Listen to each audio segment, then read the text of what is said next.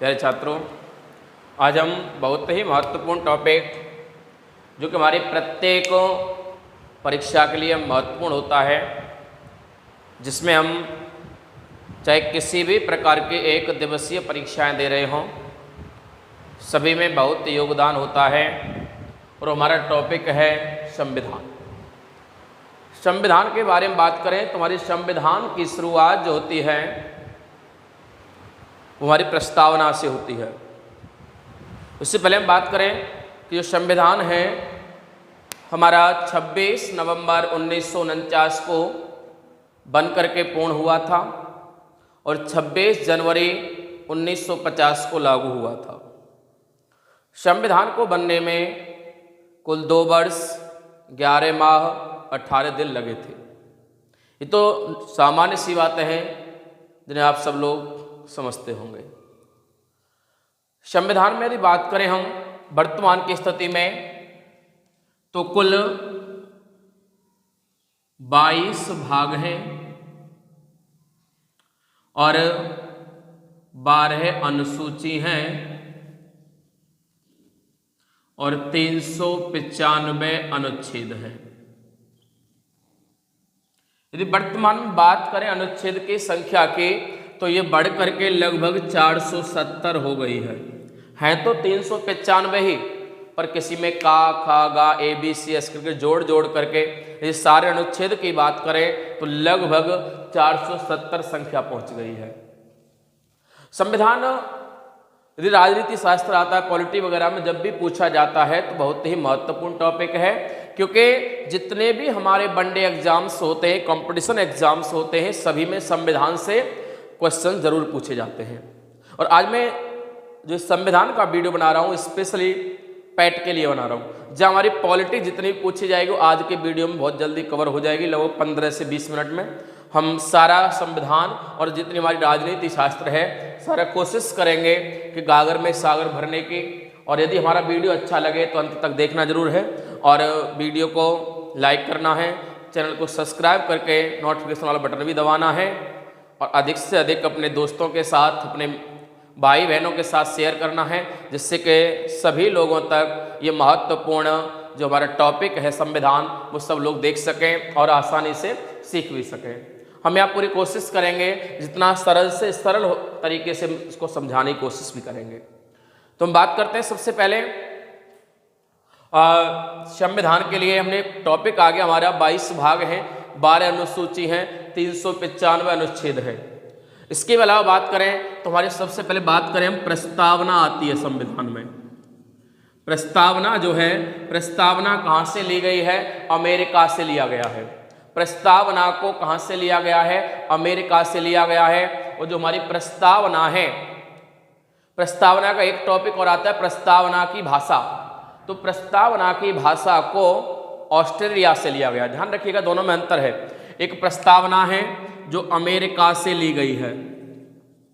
प्रस्तावना को प्रस्तुत किया था जवाहरलाल नेहरू ने और प्रस्तावना की भाषा,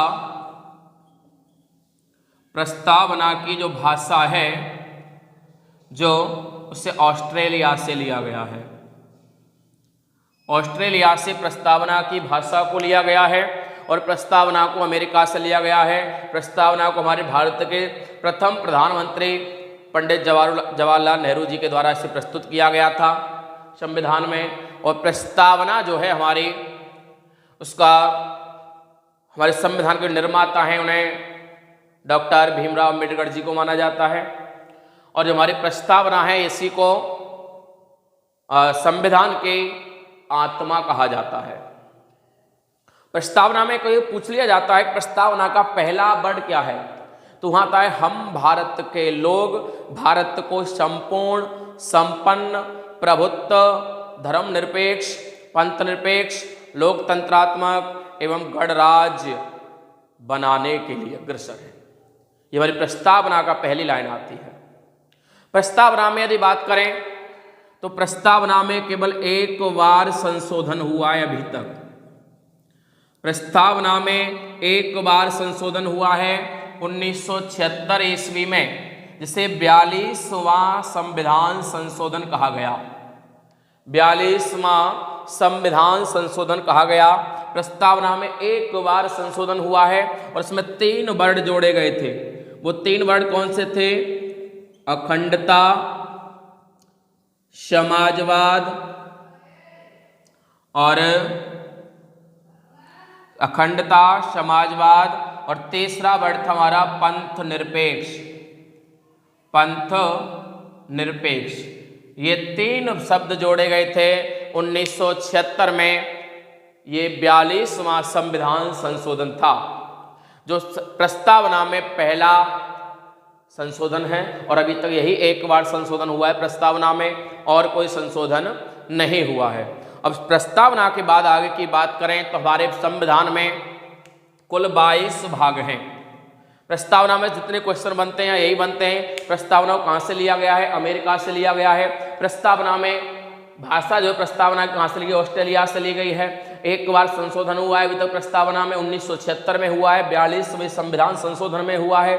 और इसमें क्या उसमें संशोधन हुआ था तो किसके लिए हुआ था? इसमें 3 वर्ड आते हैं, अखंडता, समाजवाद और पंथ निरपेक्ष। ये 3 शब्दों को जोड़ने के लिए पहली बार प्रस्तावना में संशोधन किया गया था। अच्छा, अब बात करते हैं भागों में, स्टार्ट करते हैं। तो प्रथम भाग जो आता है, पहले भाग में कहा गया है कि भारत एक राज्यों का संघ है। पहले भाग में, संविधान के पहले भाग में कहा गया है कि संविधान क्या है? संविधान के पहले भाग में कहा है भारत एक राज्यों का संघ है। यदि हम बात करें तो भाग 1 से पहले बात की जाए कि संविधान का सबसे बड़ा स्रोत क्या है, क्योंकि पूछ लिया जाता है संविधान का प्रमुख स्रोत पूछ लेता है कभी कभी। प्रमुख स्रोत क्या है संविधान का? तो प्रमुख स्रोत है भारत शासन अधिनियम।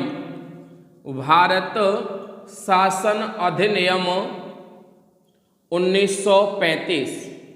भारत शासन अधिनियम 1935 को संविधान का प्रमुख स्रोत माना जाता है क्योंकि संविधान को सबसे मूल जो अधिकार है, मूल कारण है, मूल जो हमारा मुख्य उसके बिंदु हैं वो कहाँ से लिए गए? भारत शासन अधिनियम 1935। भाई यदि कोई बात करे कि 1950 में संविधान लागू हुआ था तो 1947 में हमारा देश आजाद हो गया, तो लगभग जो 2-2.5 साल का समय था वो किसके अकॉर्डिंग चला था? तो वो भारत शासन अधिनियम 1935 के अनुसार चला था। उसके बाद में फिर हमारा संविधान लागू हो गया और देश संविधान के अकॉर्डिंग चला। यदि हम बात करें तो इसी में अब बात करते हैं भाग 1 में। तो भाग 1 में हमने भी बताया, भाग 1 में कहा गया है कि जो भारत है वो क्या है? राज्यों का एक संघ है। भाग 1 में अनुच्छेद 1 से 4 तक आते हैं। अनुच्छेद 1 से 4 तक को मिलाकर के बनता है भाग 1, जिसमें कहा गया है कि भारत क्या है? राज्यों का एक संघ है। इसके बाद यदि बात करें तो भाग 2 आ जाता है। भाग 2 में अनुच्छेद 5 से 11 तक आते हैं। भाग 2 में अनुच्छेद 5 से 11 तक आते हैं, जहां पर नागरिकता का वर्णन किया गया है। भाग 2 में नागरिकता का वर्णन है अनुच्छेद 5 से लेकर के 11 तक। और हमारे देश में जो नागरिकता है, इसमें नागरिकता का वर्णन आता है। तो हमारे देश की जो नागरिकता है वो एकल नागरिकता है। कैसी नागरिकता है? एकल नागरिकता है, यानी हमारे देश में केवल उसी को नागरिकता मिल सकती है। स्टार्टिंग में बात की संविधान में कि जिनमें पास केवल एक ही देश की एक बार में एक समय में नागरिकता होगी। और एकल नागरिकता को संविधान में कहाँ से लिया गया है? इसे ब्रिटेन से लिया गया है। एकल नागरिकता को कहाँ से लिया गया है? ब्रिटेन से लिया गया है। जितनी भी हमारी संसदीय प्रणालियाँ हैं, सारी प्रणालियाँ कहाँ से ली गई हैं? मंत्रिमंडल हो या संसदीय प्रणालियाँ हो, सभी हमारी ब्रिटेन से ली गई हैं। एकल नागरिकता को भी कहाँ से लिया गया है? ब्रिटेन से लिया गया है। अब हम बात करते हैं भाग 3 की। भाग 3 में हमारे मौलिक अधिकार आ जाते हैं। भाग 3 में मौलिक अधिकार आते हैं। भाग 3 को 12 से 35वें अनुच्छेद तक रखा गया है। मौलिक अधिकारों को संविधान के भाग 3 में अनुच्छेद 12 से 35 तक रखा गया है। और जो हमारे मौलिक अधिकार हैं ये कहाँ से लिए गए हैं? ये अमेरिका से लिए गए हैं। कहाँ से लिए गए हैं? अमेरिका से लिए गए हैं। और मौलिक अधिकारों को ये प्रारंभ में हमारे तो मौलिक अधिकार को इसी बेस पर, मौलिक अधिकारों के बेस पर ही हम भाग 3 को संविधान का मैग्ना कार्टा भी कहते हैं। भाग 3 को मैग्ना कार्टा भी कहते हैं। और मौलिक अधिकार हमारे कहाँ से लिए गए हैं? अमेरिका से लिए गए हैं। बहुत ही इंपॉर्टेंट हमारा टॉपिक है यहाँ पर। इसके बाद यदि बात करें हम भाग 4 की, तो भाग 4 को 36 से लेकर के 51वें अनुच्छेद तक रखा गया है। भाग 4 कहाँ से बनता है? अनुच्छेद 36 से लेकर के अनुच्छेद 51 तक बनता है। और यहाँ पर राज्य के नीति निर्देशक सिद्धांतों को शामिल किया गया। राज्य के नीति निर्देशक तत्व कह लो या सिद्धांतों को शामिल किया गया है। कहाँ? भाग 4 में। राज्य के जो नीति निर्देशक सिद्धांत हैं ये कहाँ से लिए गए हैं? ये हमारे संविधान में आयरलैंड से लिए गए हैं। ठीक है, बहुत सारे देशों से कुछ न कुछ लेकर के हमारा संविधान बना हुआ है। और इसलिए भारत का संविधान सबसे बड़ा संविधान है। लिखित रूप में सबसे बड़ा संविधान भारत का है। इसके पश्चात आ जाता है एक और बाद में भाग जोड़ा गया 1976 के 42वें संविधान संशोधन में। 42वें संविधान संशोधन में एक भाग जोड़ा गया। उसी भाग को नाम दिया गया 4A और अनुच्छेद कहा गया 51A। उसे 4A कह लो या 4 का कह लो या 51 का कह लो। तो हमारे संविधान में एक भाग जोड़ा गया 4A जिसमें अनुच्छेद को रखा गया है 51A अनुच्छेद रखा गया है। ठीक है, तो भाग 4A और इसमें अनुच्छेद 51A जोड़ा गया जहां पर मौलिक कर्तव्यों को जोड़ा गया है। मौलिक कर्तव्यों को जोड़ा गया है। मौलिक कर्तव्य जोड़े गए हैं। और मौलिक कर्तव्य कब जोड़े गए? 1976 में। 1976 में 42वें संविधान संशोधन के द्वारा मौलिक कर्तव्य जोड़े गए। और इसके लिए एक समिति बनी थी, स्वर्ण सिंह समिति। यदि कोई पूछा जाता है कि मौलिक कर्तव्य कब जोड़े गए, तो 1976 में 42वें संविधान संशोधन में। और किसके सिफारिश पर जोड़े गए? तुम्हारा उत्तर होगा स्वर्ण सिंह समिति की सिफारिश पर इन्हें संविधान में जोड़ा गया था। इसके बाद भाग नंबर 5 आता है हमारा। भाग 5 में राष्ट्रपति से लेकर के हमारा राज्यपाल तक का सिस्टम आता है। देखिए यहाँ बात करेंगे भाग 5 और 6 की। भाग 5 में हमारा राष्ट्रपति से संबंधित है। और भाग 6 राज्यों में राज्यपाल से संबंधित है। राष्ट्रपति का जो पद है ये अमेरिका से लिया गया है। और राष्ट्रपति पर महाभियोग चलाने की जो हमारी प्रणाली है वो भी अमेरिका से ली गई है। राष्ट्रपति का पद अमेरिका से लिया गया है। और राष्ट्रपति का जो चुनाव की जो विधि है या चुनने की विधि है वो आयरलैंड से ली गई है। ध्यान दीजिएगा, राष्ट्रपति का पद और राष्ट्रपति पर महाभियोग जो लिया गया है ये कहाँ से लिया गया है? ये लिया गया है अमेरिका से। और राष्ट्रपति को चुनने की विधि है या राष्ट्रपति के चुनाव की विधि है वो ली गई है किससे? आयरलैंड से ली गई है। राष्ट्रपति के लिए हम बात करें तो हमारा अनुच्छेद आता है 52, 53 और 54। ये 3 अनुच्छेद आते हैं राष्ट्रपति के लिए।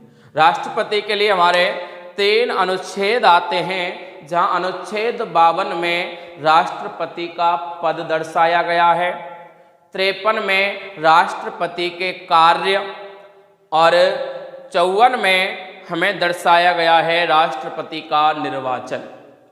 ध्यान रखिएगा यहाँ क्या आता है राष्ट्रपति का पद किस अनुच्छेद में वर्णन है? 52 में।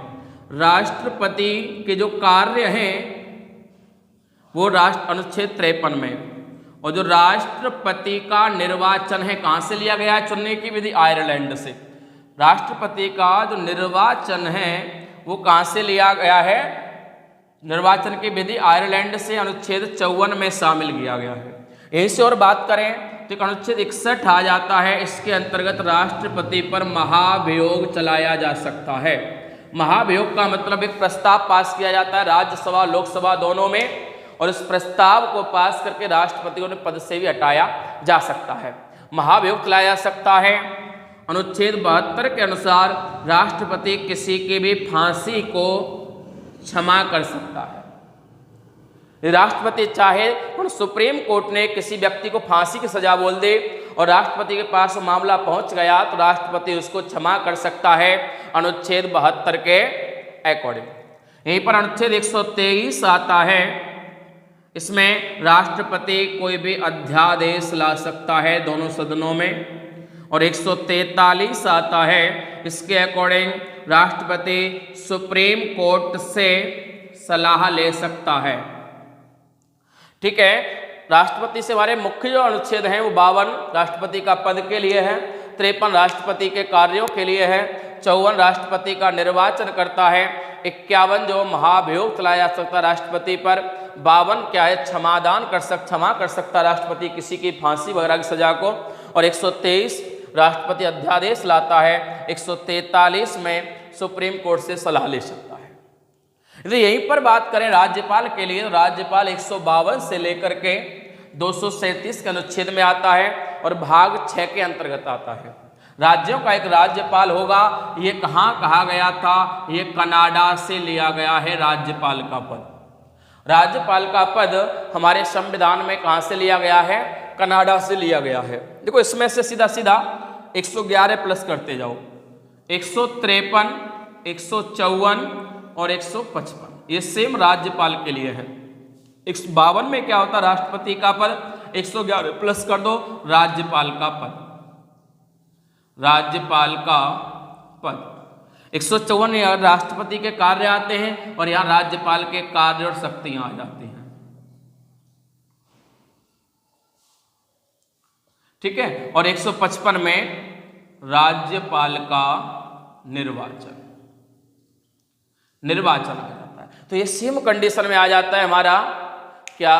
राज्यपाल और देखो राष्ट्रपति। 111 प्लस करेंगे जो इसके लिए यहाँ पर है वही 111 प्लस करने के बाद राज्यपाल के। तो राष्ट्रपति का पद अमेरिका से लिया गया है, चुनने की विधि आयरलैंड से ली गई है। इसी प्रकार राज्यपाल का जो पद है या राज्यपाल का जो निर्वाचन है वो कनाडा से लिया गया है। और अनुच्छेद 153, 154 और 155 के अंतर्गत राष्ट्रपति और राज्यपाल को वर्णित किया गया है। तो इसके बाद हम भाग 5 में दोबारा बात करते हैं। पहले हमने राष्ट्रपति को लिया और यहाँ राज्यपाल को लिया। इसके पश्चात ये समझ लीजिए भाग 5 हमारा केंद्र से संबंधित है, भाग 6 राज्यों से संबंधित है। प्रधानमंत्री के लिए अनुच्छेद बात करें तो 74, 75 और 76 आते हैं। मुख्यमंत्री के लिए इसमें से 163, 164 और 165 आ जाते हैं। ठीक है। 100 के साथ में 11 माइनस करते जाइए यहाँ से, तो ये हमारे मुख्यमंत्री और राष्ट्रपति आ जाते, सॉरी प्रधानमंत्री आ जाते हैं। अनुच्छेद 74 में वर्णित है हमारा केंद्रीय मंत्रिमंडल, केंद्रीय मंत्रिमंडल। इसी प्रकार 163 में राज्य का मंत्रिमंडल। बात करें 75 में तो यहाँ प्रधानमंत्री होता है हमारा, एक केंद्र के सभी मंत्रियों का अध्यक्ष होता है प्रधानमंत्री। जैसे हमारे फिलहाल में नरेंद्र मोदी जी हैं, ऐसे ही हम बात करें अपने मुख्यमंत्री की तो यहाँ मुख्यमंत्री का पद वर्णित है कि हर एक राज्य का एक मुख्यमंत्री होगा, जो एक विधायकों का क्या होता है अध्यक्ष होता है या मुखिया होता है, ऐसे कह सकते हैं। मुख्यमंत्री का पद है जैसे हमारे उत्तर प्रदेश में माननीय योगी जी हैं। इसी प्रकार यहाँ 76 में एक महान्यायवादी होता है, महान्यायवादी। इसको राष्ट्रपति नियुक्त करता है, और ऐसे ही राज्यों में एक महाधिवक्ता होता है, इसको राज्यपाल के द्वारा नियुक्त किया जाता है। इसी कड़ी में बात करें कि हमारे यहाँ पद एक और होता है उपराष्ट्रपति। उपराष्ट्रपति का जो पद है ये अमेरिका से लिया गया है, और इसे संविधान 63 अनुच्छेद संविधान के अनुच्छेद 63 में रखा गया है कि उपराष्ट्रपति का पद, और 64 में कहा गया है कि जो उपराष्ट्रपति है वो राज्यसभा का सभापति होगा। राज्यसभा का सभापति होगा कौन? उपराष्ट्रपति। हम बात करें वर्तमान में हमारे राष्ट्रपति कौन है, तो श्रीमती द्रौपदी मुर्मू जी हैं। और हम यदि बात करें उपराष्ट्रपति की, तो हमारे धनखड़ जी इस समय, जगदीप धनखड़ जी, और उन्होंने ध्यान रखिएगा जो हमारा उपराष्ट्रपति होता है उसको उपराष्ट्रपति पद की कोई भी तनख्वाह नहीं मिलती है, सैलरी नहीं मिलती है, उन्हें सैलरी मिलती है राज्यसभा का सभापति होने की। ठीक है, तो यहाँ ध्यान रखिएगा दो अनुच्छेद आते हैं उपराष्ट्रपति से। उपराष्ट्रपति का पद कहाँ से लिया गया है, तो ये भी अमेरिका से। राष्ट्रपति और उपराष्ट्रपति दोनों ही अमेरिका से लिए गए हैं। 63 में संविधान में अनुच्छेद में बताया गया है कि उपराष्ट्रपति भी होना चाहिए भारत का, और 64 में कहा गया है कि जो उपराष्ट्रपति होगा वही राज्यसभा का सभापति भी होगा। और यहाँ बात करें हम प्रधानमंत्री का जो पद है ये हमारा ब्रिटेन से लिया गया है। प्रधानमंत्री का पद कहाँ से लिया गया है, तो दोस्तों ये ब्रिटेन से लिया गया है। बहुत ही अच्छी क्लास है हमारी, और ध्यान रखिएगा ये जितना हम पढ़ा रहे हैं संविधान से कोई क्वेश्चन बनता है तो केवल क्वेश्चन यहीं से बनेगा। यदि हम बात करें इसी प्रकार आगे, तो हमारे संविधान में कुछ और आता है, जैसे अनुच्छेद हमारे कौन सा आ गया, 79, 80 और 81। इसमें एक संसद होता है हमारे देश का। यहाँ 80 में वर्णन है कि एक राज्यसभा होती है, और यहाँ वर्णित है कि इधर एक लोकसभा भी होती है। ठीक है, इसको ट्रिक से याद कर लेंगे। सरल, सा से संसद, राज से राज्यसभा, ला से लोकसभा। ये हमारे अनुच्छेद 79 में संसद होना चाहिए भारत का एक, 80 में कहा गया है कि राज्यसभा होनी चाहिए, और 81 में कहा गया है कि भारत में एक लोकसभा भी होनी चाहिए। इसी में आगे बात करें तो 168 में कहा गया है कि एक भैया विधान मंडल होना चाहिए राज्यों में, विधान मंडल होना चाहिए राज्यों में।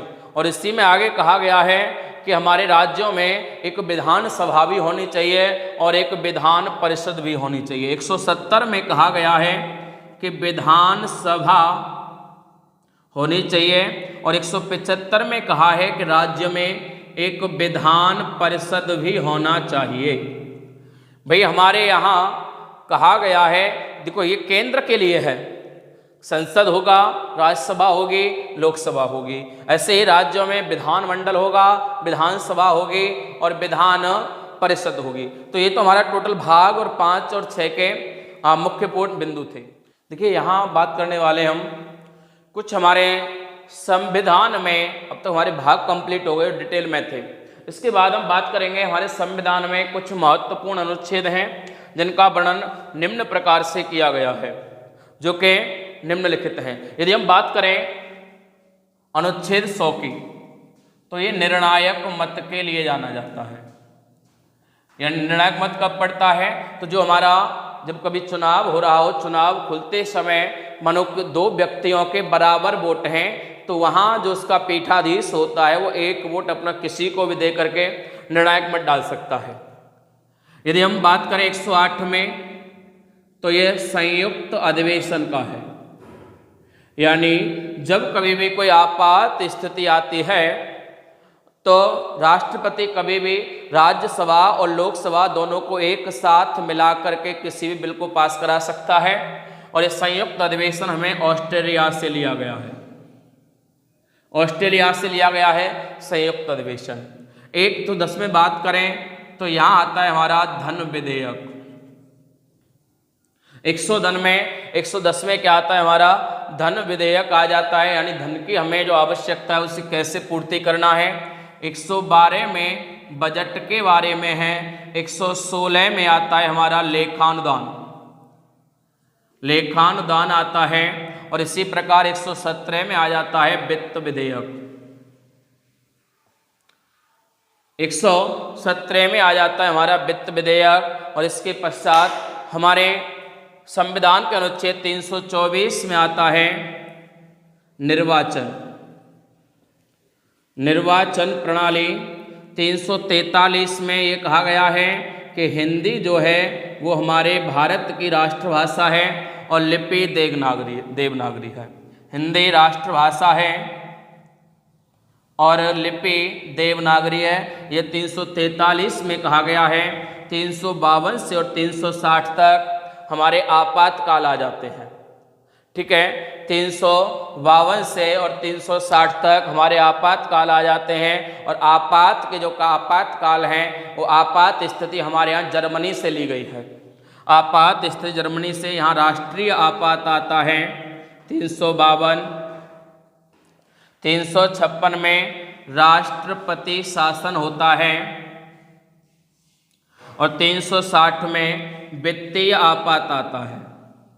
वित्तीय आपात जो है अभी तक कभी भी नहीं लगा है हमारे यहाँ भारत में, ये अभी तक कभी नहीं लगा हमारे यहाँ। वित्तीय आपात अभी तक कभी नहीं लगा है। आपातकाल 3 बार लग चुका है पर वित्तीय आपात कभी भी नहीं लगा है। और वित्तीय आपात जो है ये अमेरिका से लिया गया है। वित्तीय आपात अमेरिका से लिया गया है। 368 में आता है संविधान संशोधन। हम अपने संविधान में संशोधन भी कर सकते हैं। तो ये संविधान संशोधन है, ये दक्षिण अफ्रीका से लिया गया है। ठीक है, इसके बाद 17 आ जाता है। इसमें कहा गया है कि देश में कहीं भी छुआछूत नहीं रहेगी, भेदभाव नहीं रहेगा। 19 में अल्पसंख्यकों के अधिकारों का वर्णन किया गया है। और यदि बात करें अनुच्छेद 32 में तो हमारा संवैधानिक उपचार है, यानी कोई संवैधानिक उपचारों का वर्णन 32 में किया गया है। इससे भी एक मुख्य संवैधान सबसे महत्वपूर्ण बिंदु माना जाता है कि जो हमारा कोई निर्णय सुप्रीम कोर्ट, हाई कोर्ट में भी नहीं होता तो हम इसके द्वारा पुनः अपील कर सकते हैं सुप्रीम कोर्ट में। 40 में पंचायती राज व्यवस्था को रखा गया है। पंचायती राज व्यवस्था को रखा गया है समवर्ती सूची में। समवर्ती सूची एक ऐसा सिस्टम है जो ऑस्ट्रेलिया से ली गई है, जहां राज्य और केंद्र दोनों के कार्यों को दोनों मिलकर के कार्य करते हैं। और इसके बाद 262 में जो हमारे अंतर्राज्यीय यानी राज्यों में नदी जल विवाद है उसके लिए बनाया गया है। 250 में जब कभी आपातकाल आता है तो राज्यों के जो कानून है उसमें परिवर्तन या संशोधन किया जा सकता है। 312 में जो सिविल परीक्षाएं होती हैं, सिविल सेवाएं होती हैं, IAS IPS, उनको रखा गया है। और 315 में राज्यों में भी एक सिविल परीक्षा का आयोग होगा, जैसे PCS वगैरह के एग्जाम होते हैं, ये 315 में वर्णित किया गया है। यहीं पर हम बात करें तो हमारे यहाँ एक सुप्रीम कोर्ट भी होगा, इसका भी वर्णन है। सुप्रीम कोर्ट के लिए हमारे यहाँ 124 में अनुच्छेद में कहा गया है कि भारत का एक सुप्रीम कोर्ट भी होगा। और यहीं पर 148 में कहा गया है कि भारत का एक केग यानी नियंत्रण परीक्षा लेखक भी होगा जो सारे घोटालों की जांच करेगा। ठीक है, इसके पश्चात है हमारे 131 संविधान में सुप्रीम कोर्ट के अधिकारों की बात की गई है कि उसके अधिकार क्या क्या होंगे। संविधान अनुच्छेद 214 में और 216 में हाई कोर्ट आ जाता है। हाई कोर्ट में 214 में कहा गया है प्रत्येक राज्य में एक हाई कोर्ट होगा। और 216 में कहा गया है कि जो हाई कोर्ट होगा उसके क्या क्या अधिकार रहेंगे, क्या क्या उसके महत्वपूर्ण बिंदु रहेंगे। ये हमारा पूरा संविधान हमने उतार के रख दिया। जहाँ जितने भी क्वेश्चन पूछे जाते हैं वो सारे क्वेश्चंस यहाँ से पूछे जाते हैं। ध्यान रखिएगा, हमारे जो केग की नियुक्ति है, केग जो नियुक्ति करता है 148 संविधान में, अनुच्छेद में ये केग जो होता है ये भी कहाँ से लिया गया है, ये भी 1935 के भारत शासन अधिनियम से लिया गया है। तो हमारा मिनी संविधान कहा जाता है भारत सरकार के 1935 अधिनियम को, जहाँ से संविधान की पूर्ण रूपरेखा हमारी प्रारंभ होती है। दोस्तों अगले वीडियो में नेक्स्ट पार्ट में लेकर के आएंगे राजनीति और हमारे प्रत्येक विश्व में पूरा पॉलिटी को लेकर के आएंगे, कहाँ पर कैसी व्यवस्था है।